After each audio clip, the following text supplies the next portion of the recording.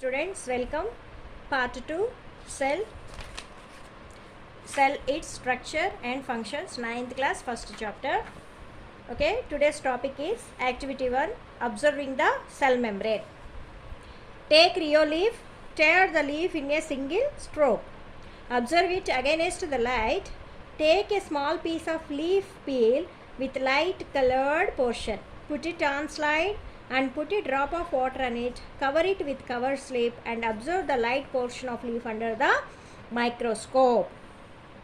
Okay so what is this ఏంటమ్మా ఇది Rio లీఫ్ని తీసుకొని టేస్ట్ చేయమన్నారు. పైన అప్పర్ లేయర్స్ ఉంటుంది కదా, చాలా తిన్న లేయర్ అనమాట, థిక్ లేయర్ కాదు, తిన్నగా లేయర్ని మనము సింగిల్ స్ట్రోక్లో తీసేసి దాని మీద మనము ట్రాన్స్పరెంట్ కలర్డ్ పోర్షన్ని ఒక కవర్ స్లిప్ ద్వారా, మీకు తెలుసు కదమ్మా స్లైడ్ హౌ టు ప్రిపేర్ అనేది.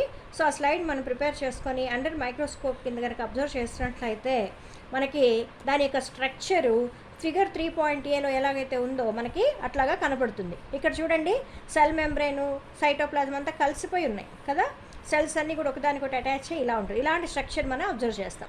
తర్వాత ఏం చేయాలి, ఇదే పీల్ని ఒక 1 to 2 drops of dilute salt సొల్యూషన్ని దాని మీద వేసి ఒక 5 to 10 minutes వదిలేయాలి. ఓకే, సో అప్పుడు మనకి స్ట్రక్చర్ ఫిగర్ 3.b లాగా కనపడుతుంది. సో ఇక్కడికి ఇచ్చారు how to prepare salt solution అని కూడా ఇచ్చారు. ఎలా ప్రిపేర్ చేసుకోవాలి salt solution, 50 ml of water and dissolve 1 teaspoon of salt. అంటే 50 ml ఆఫ్ వాటర్ తీసుకొని 1 teaspoon ఆఫ్ సాల్ట్ని డిజాల్వ్ చేస్తే ఆ వచ్చే సొల్యూషనే డైల్యూట్ సాల్ట్ సొల్యూషన్. ఆ సొల్యూషన్ని 1 to 2 drops ఆ పీల్ మీద వేసి ఒక 5 to 10 minutes తర్వాత కనుక చూస్తే మనకి ఇక్కడ మధ్యలో ఉన్నటువంటి సైటోప్లాజం చెప్పాను కదా, లిక్విడ్ పోర్షన్ ఉంటుందమ్మా మిడిల్ సెల్ మధ్యలో అని చెప్పి, ఆ సైటోప్లాజము ష్రింకెన్ అయిపోయి మిడిల్లోకి వచ్చి, అంటే ష్రింకెన్ అవ్వటం అంటే ఏమిటి, దీంట్లో ఉన్నటువంటి వాటరు మనకి బయటికి వెళ్ళిపోతుంది అనమాట. ఇక్కడ పోర్స్ ఉంటాయి మనకి సెల్ మెంబ్రేన్ ఆర్ ప్లాస్మా మెంబ్రేన్లో, దాని ద్వారా లోపల ఉన్నటువంటి వాటర్ కంటెంట్ అంతా బయటకు వెళ్ళిపోవటం వల్ల సైటోప్లాజం ష్రింకెన్ అయ్యి ఈ cell membrane or plasma membrane నుంచి విడిపోయి మనకి మిడిల్లో వచ్చి ఇలాగా థిక్ జెల్ లాగా చేరుతుంది. ఓకే, సో ఎందుకు ఎక్స్పెరిమెంట్ చేశారు, మన యాక్టివిటీ ఏమిటి, అబ్జర్వింగ్ ద సెల్ మెంబ్రేన్. అంటే మన సెల్ మెంబ్రేన్ని క్లియర్గా మనం అబ్జర్వ్ చేయడం కోసం చేసినటువంటి ఎక్స్పెరిమెంట్. ఈ రెండు డయాగ్రామ్స్ ఫిగర్ 3a 3b చూస్తేనే మీకు డిఫరెన్సెస్ చక్కగా తెలిసిపోతుంది. సో ఆ పైన ఉన్నటువంటి లేయర్ ఉంది కదమ్మా, ఈ లేయర్ని మనం ఏమంటారు, ప్లాస్మా మెంబ్రేన్. ప్లాస్మా మెంబ్రేన్కి పైన ఉన్నటువంటి థిక్ లేయర్ ఉంటుంది ఇక్కడ, దాన్ని మనం సెల్ వాల్. తర్వాత మధ్యలో ఉన్నటువంటి దీన్ని ష్రంకెన్ సైటోప్లాజం అనేసి అంటారు. సో ఇక్కడ మనకి కొన్ని క్వశ్చన్స్ ఇవ్వడం జరిగింది. Observe it under microscope, draw your not questions just okay draw your observation your notebook. First ఏమన్నారు, ఈ రెండింటిని అబ్జర్వ్ చేసి స్లైడ్ కనుక మేము ఎక్స్ప్లెయిన్ చేసి వాటిని అబ్జర్వ్ చేసి దాన్ని మీ నోట్బుక్లో మీరు ఏం గమనించారో రాయమన్నారు. Compare the observations of both activities figure 3a and 3b and note down the differences. Next ఏం చేయమన్నారు, వాటి యొక్క డిఫరెన్సెస్ ఏంటి చెప్పమన్నారు. Can you guess the reason for the differences, దాని యొక్క రీజన్ ఏమై ఉండొచ్చు అనేది చెప్పారు అనే క్వశ్చన్ వేశారు. సో ఇక్కడ దానికి నీట్గా ఎక్స్ప్లెనేషన్ ఉంది చూడండి. When we put salt solution over the peel off Rio leaf, when we put salt solution over the peel of rio leaf, water present inside the rio leaf cells come out. So the third question కి answer ఇది. మనకి లోపల సైటోప్లాజంలో ఉన్నటువంటి water ఏమవుతుంది, మన concentration ఈ salt solution వేసినప్పుడు ఏమవుతుందంటే కాన్సన్ట్రేషన్ డిఫరెన్సెస్ వల్ల ఈ సెల్ లోపల ఉన్నటువంటి వాటర్ కంటెంట్ త్రూ పోర్స్ ద్వారా బయటికి రావడం వల్ల మనకి సైటోప్లాజం అనేది ష్రింకెన్ అయిపోతుంది. It results in the shrinking of the cytoplasm along with the cell membrane. The outer boundary of coloured area is actually cell membrane or plasma membrane. So ఇక్కడ cell membrane అన్నా plasma membrane అయినా ఒకటే. Okay, so outer boundary coloured layer ఏంటిది, plasma membrane which became separate from cell wall. Cell wall నుంచి మనకి plasma membrane కూడా separate అయ్యి మనకి క్లియర్గా ఈ స్లైడ్లో మనకి తెలుస్తుంది అనమాట. However we can observe the structure of cell membrane only through an electron microscope. యాక్చువల్గా అయితే మన స్ట్రక్చర్ ఆఫ్ సెల్ మెంబ్రేన్ చూడాలి అంటే మనకి ఎలక్ట్రాన్ మైక్రోస్కోప్ కావాలి. మామూలు మైక్రోస్కోప్లో జస్ట్ ఒక లేయర్ లాగా మనకి తెలుస్తుంది, కానీ కంప్లీట్గా దాని స్ట్రక్చర్ని అబ్జర్వ్ చేయాలి అంటే ఎలక్ట్రాన్ మైక్రోస్కోప్ ఉండాలి. అయితే వాటి ఏంటి దానికి ప్రాపర్టీస్ ఏంటి, సెల్ మెంబ్రేన్ యొక్క ప్రాపర్టీ చూసుకున్నట్లయితే cell membrane is flexible and it's made up of mainly lipids and protein. Cell membrane అనేది ఫ్లెక్సిబుల్గా ఉంటుంది, అది లిపిడ్స్తోను ప్రోటీన్స్తో తయారయ్యి ఉంటుంది. The cell membrane is the outermost layer of the cell that separates cytoplasm from the external environment. Cell membrane యొక్క main పని ఏంటి, ఎందుకు why cell membrane present అయ్యింది అక్కడ అంటే ఈ సైటోప్లాజంని అవుటర్ ఎన్విరాన్మెంట్ నుంచి ఎక్స్టర్నల్ ఎన్విరాన్మెంట్ని వేరు చేస్తుంది అనమాట. Okay, this is also known as the plasma membrane. The cell membrane defines the shape and size of the cell. What is another main property? ఈ cell membrane యొక్క సెల్ మెంబ్రెయిన్ డిఫైన్ చేస్తుంది. ఏం define చేస్తుంది? ఆ cell యొక్క షేప్ని, సైజుని define చేస్తుంది. It encloses the cytoplasm and protects from the external environment. సైటోప్లాజంని మనకి ఎక్స్టర్నల్ ఎన్విరాన్మెంట్ నుంచి కూడా cell membrane or plasma membrane అనేది ప్రొటెక్ట్ చేస్తుంది. The internal environment of cell is different from that of the out side.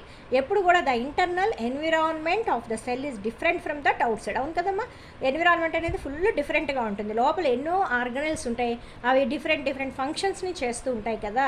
So environment అనేది చాలా డిఫరెంట్గా ఉంటుంది. Inside a cell, one finds a very specific composition of various substances which maintain a balance. So the cell membrane plays a crucial role in maintaining this balance. So లోపల మనకి ఎన్నో organelles ఉంటాయి, ఎన్నో elements అనేవి release అవుతుంటాయి, ఎన్నో functions మనకి జరుగుతుంటాయి. సో ఈ ఫంక్షన్స్ అన్నింటినీ కూడా ఇది బ్యాలెన్స్ చేస్తుంది అనమాట. Okay, any substances entering or leaving the cell can do so only through this membrane. అసలు ప్లాస్మా మెంబ్రెయిన్ యొక్క పని అనమాట ఇదంతా కూడా. ఏంటి, ఏ సబ్స్టెన్సెస్ అన్నా ఎంటర్ అవ్వాలి అంటే అది సెల్ మెంబ్రెయిన్ కంట్రోల్లోనే ఉంటుంది. Okay, exchange of. The uniqueness of this membrane lies in the fact that it does not allow every substances to pass through it. Okay, so A substances అయితే అది అలో చేయదనమాట. మనకి మన ఫంక్షన్కి ఏదైతే అవసరమో ఆ ఎలిమెంట్స్ని మాత్రమే అది అలో చేస్తుంది, అన్నెసెసరీ ఎలిమెంట్స్ని బయటికి పంపించేస్తుంది. The exchange of substances through the cell membrane happens very selectively, hence it is known as selective permeable membrane. దీని ఏమంటున్నారు, అనదర్ పేరు ఏమన్నారమ్మా, సెలెక్టివ్ పర్మియబుల్ మెంబ్రెయిన్. ఎందుకని అన్నారు, అది సెలెక్టివ్గా తనకు అవసరమైనటువంటి ఎలిమెంట్స్ని మాత్రమే లోపలికి పంపించి అన్నెసెసరీ ఎలిమెంట్స్ని బయటికి పంపించేస్తుంటుంది, కాబట్టి సెలెక్టివ్గా చేస్తుంది ఫంక్షన్. సో దానికని ఏమన్నారు ఇక్కడ, సెలెక్టివ్ పర్మియబుల్ అని కూడా అన్నారు. This characteristic of the membrane enables it to control the exchange of substances between the cell and its external environment. ఈ యొక్క ప్రాపర్టీ వల్లే మనకేమవుతుంది, కంట్రోల్ ఆఫ్ ఎక్స్చేంజ్ ఆఫ్ సబ్స్టెన్సెస్ని ఇది కంట్రోల్ చేస్తుంది. You will learn more in the function of the cell membrane in the chapter. Plasma membrane chapter ఉంది కదా, మనకి అక్కడ క్లియర్గా స్ట్రక్చర్ గురించి అంతా చదువుకోవచ్చు. అయితే మనకి అనదర్ ప్రాపర్టీ ఏంటి, సెల్ వాల్ అన్న. ఏది ఇది సెల్ వాల్ ఎక్కడ ఉంటుంది, ఓన్లీ ప్లాంట్ సెల్లో ఉంటుంది. సెల్ వాల్ ఎక్కడ ఉంటుందమ్మా, plant cell. This is a unique feature seen in plant cells. That is main అనమాట. మనం ఫస్ట్ క్లాస్లో కూడా చెప్పుకున్నాం. యూనిక్ ఫీచర్ ఏంటి, సెల్ వాల్ ప్లాంట్ సెల్లో ఉండడం అనేది యూనిక్ ఫీచర్.